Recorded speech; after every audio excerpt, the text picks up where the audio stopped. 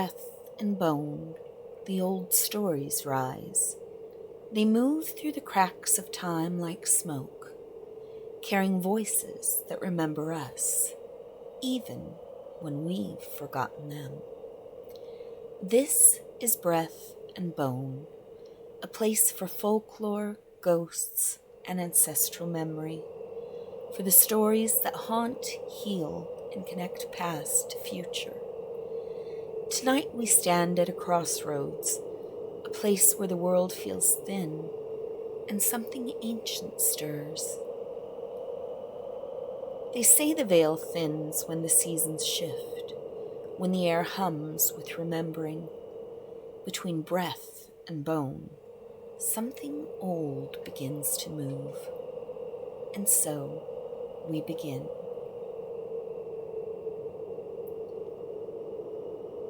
Crossroads have always been holy. A meeting of roads, yes, but also a meeting of worlds. A place where boundaries blur, where the living leave bread and wine for those who can no longer taste it.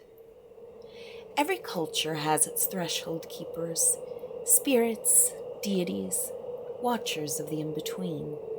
For the Greeks it was Hecate, the torchbearer, the keeper of the keys.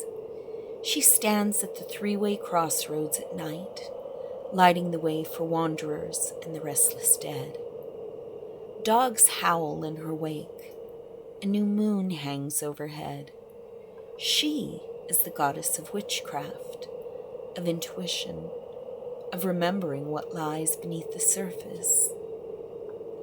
I like to think she appears whenever we pause at a turning point and whisper to ourselves, "Which way now?" Maybe that's what this moment is, a crossroads for the soul. In ancient Athens, people left offerings for Hecate where three roads met. Eggs, garlic, cakes made with honey. They called them Hecate's suppers. The food was for the goddess and for the wandering spirits who followed her light. Even then, the crossroads was a place of choice and risk. You never stood there casually. You stood there when something in you was ready to change. Maybe we don't pour wine at intersections anymore, but we still leave offerings of memory, a song, a story, a name spoken aloud.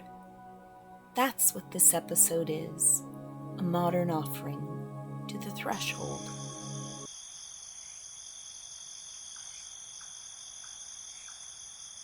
They say if you drive the old country road after midnight, the one that slips through the pines and drops toward the river flats, you'll see a light moving through the fog, a lantern swinging slowly, then a woman standing where the roads cross, her face half hidden, wrapped in something that might be a shawl, or the night itself. She doesn't wave you down, she waits. And when your headlights reach her, she asks a question. Not your name, not where you're going, but what you've left behind. If you answer honestly, the light flares gold and the road ahead becomes clear. If you lie, she turns away and takes the light with her. Then the fog thickens, and no matter how fast you drive, you never seem to arrive. No one's ever proved she's real. There are no police reports, no newspaper clippings, just stories traded at gas stations, a look people get when they mention that road. I don't think she's a ghost. I think she's a mirror, a memory of every choice we made and every truth we couldn't speak. Maybe she's Hecate herself, testing our honesty before we step into whatever comes next.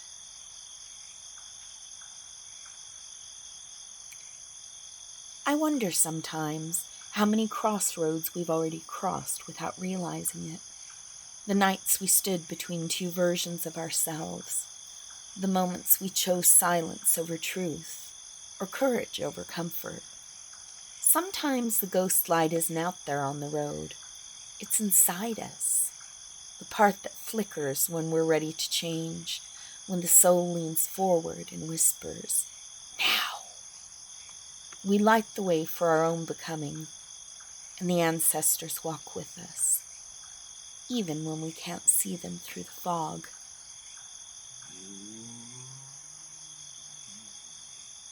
In the American South, they whisper of Robert Johnson, the blues man who met the devil at midnight on the Crossroads and traded his soul for music that burned through his fingers. They say Robert Johnson walked down a dirt road at midnight with a guitar on his back and desperation in his heart. He wanted to play, not just play well, but play like the music itself had a soul. At the Crossroads, a tall figure tuned his guitar, played a few notes that shimmered like heat, and handed it back. After that night, Robert Johnson played like no one alive. People say he sold his soul, but maybe he found it instead, right there at the edge of the unknown, where you have to give up what you were to become who you were meant to be. The crossroads aren't a curse. They're an invitation. And sometimes the devil you meet there is just the shadow of desire. In Ireland, travelers once left coins at the meeting of four roads to thank the fair folk for safe passage. In the old mountains of Appalachia, people said you could bury a photograph at a crossroads to banish a ghost, or call out a name at midnight to find a lost love. Every version carries the same heartbeat. The crossroads is a promise. But change always asks for something in return.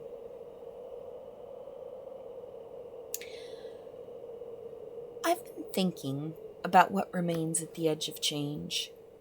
Bones, for one. They remember for us. Stories, too. They're the marrow of our collective body. We build bridges and burn them. We move across maps. We start over again and again. And still, something in us knows the way back. That's the ghost light. The flame we keep lit so the lost parts of ourselves can find their way home. Maybe that's what Hecate's torch really is. The part of us that refuses to forget the way through the dark. So tonight, or any night, when the world feels thin, light a candle at your own crossroads, your doorway, your window, your heart. Whisper the names of the ones you love. Tell them what remains. Tell them what's ready to rise. And if you feel a presence near, or hear footsteps just beyond the light, don't be afraid. That's only the world remembering itself. Between breath and bone, the old stories rise. The ghost light burns at every threshold, not to keep the ghosts away, but to guide them home. You've been listening to Breath and Bone, written and narrated by Martina Rutledge. If this episode found you at a crossroads, may its light stay with you.